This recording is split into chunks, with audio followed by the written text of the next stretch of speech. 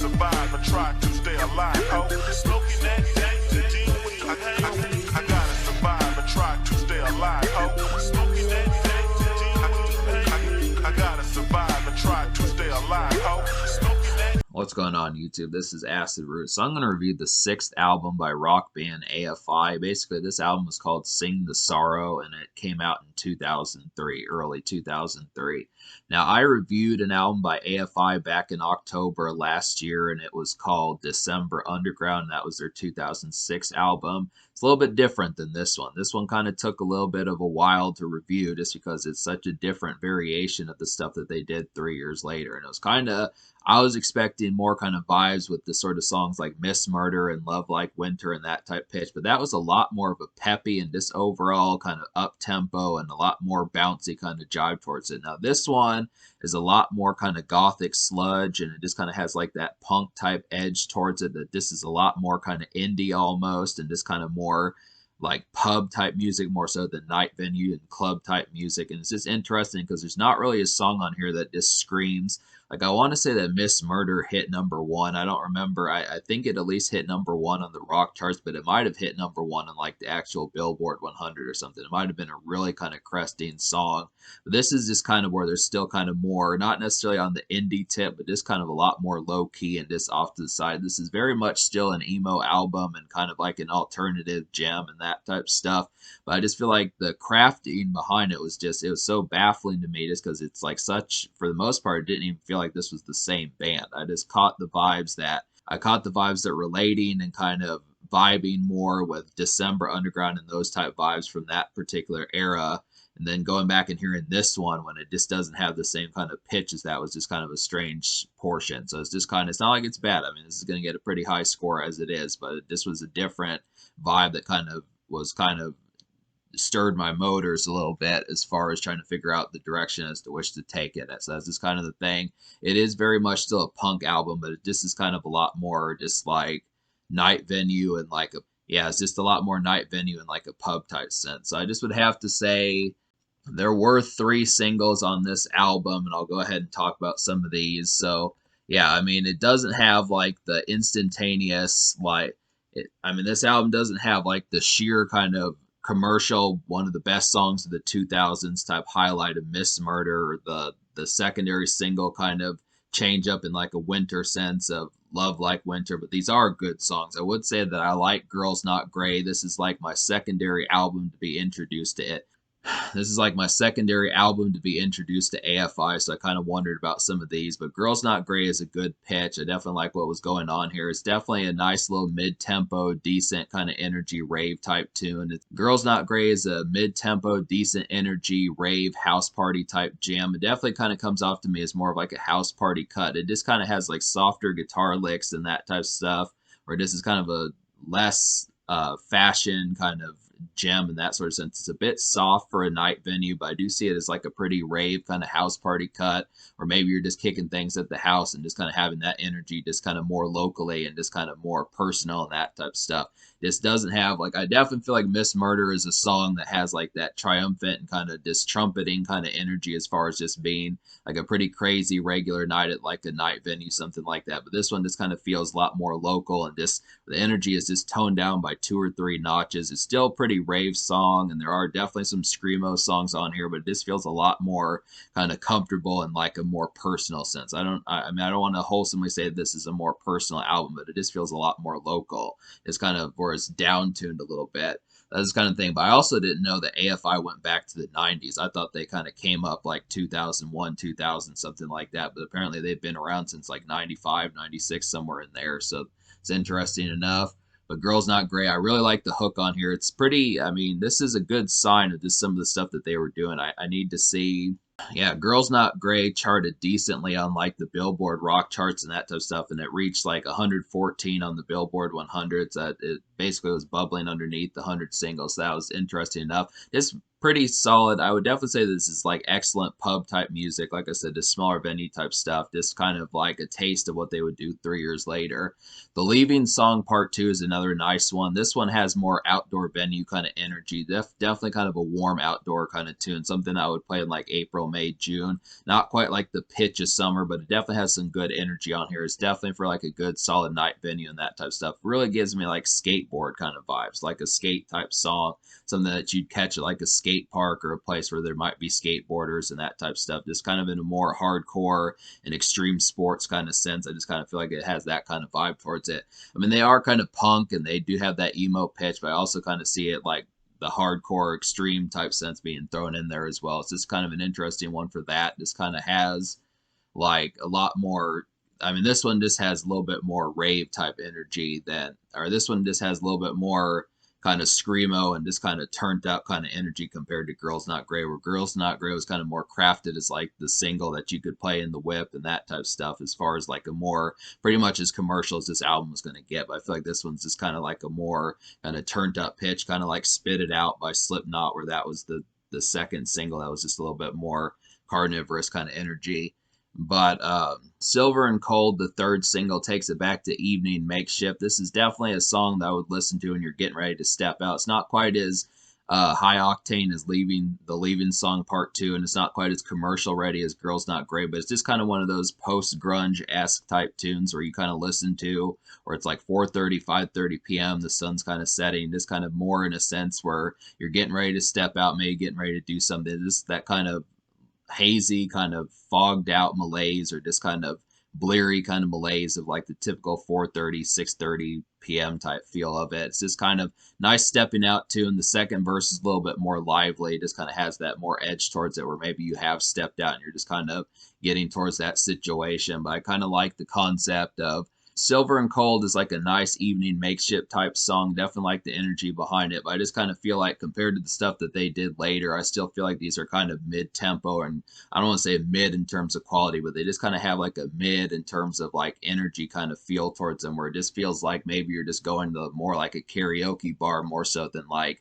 the Belle of the Ball nightclub of the town and that type of stuff. It just feels like the energy is pretty much turned up to like a 6.5, 7.5, somewhere in that range, where I feel like the songs off of December Underground were more raved up and that type of stuff. It just felt like it just was harnessed a lot better. And I would definitely have to say that the singles on here, these being the songs that you're gonna hear on the radio and that sort of rotation, these are just a lot more low key and just more kind of indie sounding. I think it's not indie like they weren't popular, but just kind of the concept, they're just kind of left field and more kind of toned down a bit. That's just kind of the thing, but they are good songs. Like I definitely would like to hear Girls Not Grey on the radio just to bring back those times and just kind of see some kind of night pub kind of energy. And Silver and Cold's a nice post grunge-esque type tune, and the Leaving Song Part 2 is just like a good kind of skateboard venue and just night venue kind of rave type energy of it. It kind of happens to be a thing. But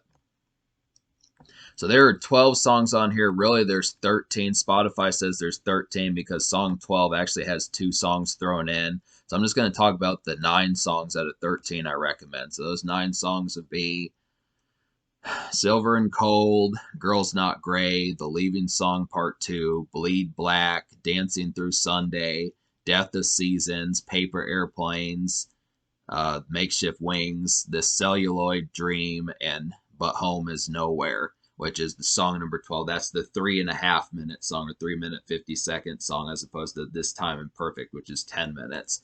So to kind of talk about But Home Is Nowhere, this is kind of a busy sounding song. There's a couple of songs that really sound like you're cruising around, just getting ready to step out, and some of those type vibes. I definitely like the kind of paced kind of energy. It's kind of a more uppity sounding song for But Home Is Nowhere. It's very busy sounding, gets you kind of pumped, cut. Just a nice one for heading out to a shindig, kind of a nice song for heading out to a shindig, something of that sort. Just kind of a good one for stepping out. I would pair that one up with like Silver and Cold and a little bit of Girls Not Grey. Basically the singles, it goes good with the singles as far as that kind of goes. This album kind of does have some good energy for stepping out. It doesn't have like the sheer kind of craziness. I mean, it does have some screamo songs on here, but I feel like, well, we'll get to it. So The Celluloid Dream is another highlighted one. This is definitely one for getting ready to step out. This kind of just has some quick riffs in here. It's just kind of one to kind of get you pumped a little bit. Definitely gives me Thursday evening kind of vibes. Just an overall nice jivey one. Not quite the full-blown craziest song on here, but definitely one that, like But Home Is Nowhere and Silver and Cold, this gives you some good energy to kind of get set out for. And I kind of feel like Paper Airplanes is a nice emo makeshift kind of cruising around tune. This is definitely one. Yeah, Paper Airplanes is like a nice emo makeshift cruising around cut. Definitely a very mobile song. If you remember the song by Trapped called Headstrong, where that song kind of felt like a perfect kind of cruising around, just getting some evening errands done and just kind of going out on the town and cruising around type tune. Even though that was new metal, I still feel like that this Paper Airplane song is pretty similar to that Trapped song Headstrong. So this has that kind of similar kind of vibes. There are some songs on here that have some of these cruising around type vibes. I feel like But Home Is Nowhere that I mentioned before is kind of another one for cruising around and that type stuff. So there are some good ones for that sort of sense. It just kind of has like a more screamo version of Trapped in some senses. Has a little bit of similarities, not wholesomely, but just enough. Death of Seasons is a real nice highlight. This is definitely one to get you pumped. This is one of the crazier songs on here. This is definitely one that's amidst like the night and that type stuff. This has some real good riffs in here and is a real screamo kind of night venue cut. It gets techno like in the second verse, so it has a little bit of electronic in there. It doesn't do this very often, but this is at least a good jam to kind of have. This is just a good jam to kind of have for like a dance cut and some electronic kind of sense. So it kind of has that screamo sense, a little bit of the stuff that Broken Side would do 5-6 years later. But this is just kind of a nice electronic screamo type song. This good riff on some good riffs on here to really get you pumped, and the screamo really suits it. So Death of Seasons is definitely a highlight. And then Bleed Black and Dancing Through Sunday. Yeah, Dancing Through Sunday is a solid high mid tempo kind of night venue cut. Definitely a good mid screamo cut on here. This has some screamo energy and it's pretty commercial also. I would definitely say this is alternative the whole way through, but this is probably one of the more commercial alternative gems on here. I feel like besides the singles, I would say the Dancing Through Sunday, maybe a little bit of Paper Airplanes, and songs like But Home Is Nowhere are kind of some good ones for that sort of sense. So I like the fact that AFI wasn't super low key to the point where they couldn't have like the hooks that could cross over, because there were some songs on here that do kind of have that particular energy. They just have a good amalgamation of some things on here that really set forth in some of that. But Bleed Black, yeah, Bleed Black is definitely like a dusky night venue tune. Definitely like this one. It's good for a late sesh, some of those type moments. Definitely has some energy on here. And it's kind of riveting. I definitely feel like this is one of the more riveting ones. They're pretty good about getting people excited and motivated and hype and that type of stuff. So there's definitely some good ones on here. Even if it doesn't have like the sheer kind of craziness party type tunes of just being in the pitch of pounding shots and dancing, twerking like crazy, some of that type of stuff, I would have to say that they do a good job of having like these dance cuts where you're at least at the night venue or the party or something like that where things are kind of happening, but it just doesn't have like the sheer like 10 out of 10 crazy pitch kind of tune. These are just supplementary songs for that sort of sense. It's not to say these are bad, but it's just kind of the concept that it just doesn't. That's about the only real thing that this project lacks, is just the concept of having like that sheer bona fide hit single that just broke even. But they did get to that later. They were kind of still somewhat in their early stages. I don't know how old the Havoc dude is, and the rest. Yeah, I would say Davey Havoc and the band were still kind of on the upswing in terms of getting their commercial kind of pitch. But this, apart from just like that #1 or something like that, these are some great bubbler kind of singles, and this has some good riveting energy and just overall stuff. They have screamo stuff down really well. They have these night venue and pub cuts down really well, and just overall good kind of energy for just like some standard nights for getting ready to go out and just having that. It's not just being there, but also getting ready to step out and driving there and cruising around and just having some cruising around times and some of that. This has good social kind of affairs in terms of that concept of understanding, the after effects of that. So that's pretty good to get it. So talk about some of the songs I didn't enjoy, which is just basically 4 songs, which would be Miseria, Canter, The Beginning, which I just didn't like. The kind of production on that one, the instrumentation just didn't quite capture me as well. I think it was trying to be kind of like a haunting one, but Misery, Canter, The Beginning just didn't quite have the production spark that I would have felt necessary to really compel me as much. I mean, sometimes those intros work, but that was one that I didn't quite pick up on the energy of quite having enough compellingness. And then like the Leaving song, the original one, I felt like the Leaving song part 2 was just better. Just did not quite have, I feel like the Leaving song's energy didn't really match up with the lyrics. It had like a different tempo for what the lyrics probably should have conveyed towards it. I just didn't like the production value of that song. And I felt like this Time Imperfect was more lengthy a song than I would have wanted. I can't see myself too oftenly listening to over 10-minute songs or songs of that relative length. And then the great disappointment was trying to kind of be like a post grunge type cut that just didn't quite work as well. I mean, I think that they at least had like post grunge as like an extra kind of back valve with some stuff to do, but it just didn't work quite as well out. There was another song that did post grunge that just did it better. I think it was like the Leaving Song Part 2, but that was just an example of one that was kind of a lengthier song that didn't quite work quite as well out for me. But yeah, just to kind of say, just me talking about some of those. So basically, yeah, so I just would have to say me liking 9 songs out of 13. I'm gonna go ahead and give this album like a 9 out of 10. I mean, I really feel like it's that good. This really had some compact kind of energy and just the stepping out kind of vibes of it. It's a real social highlight. I'm gonna have to give the social score a 10 out of 10.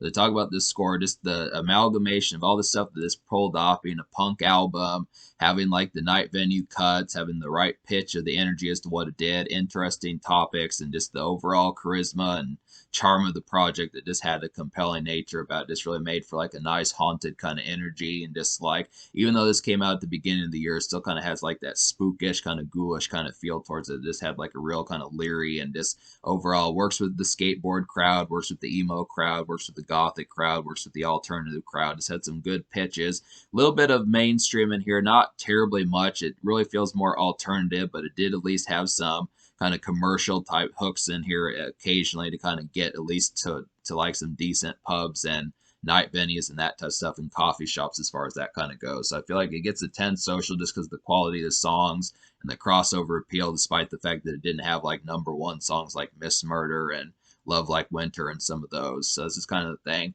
But in terms of the future, like AFI, I don't really know terribly what they've been up to. I know that they dropped an album in 2009. They've dropped albums since 2009. They've dropped plenty of albums, but I just don't know enough about them. This is only really like the second album I've ever listened to by them, so I don't know an overabundance about them terribly, but I do want to listen to some more of these and get some more of them going. So this is definitely a gem.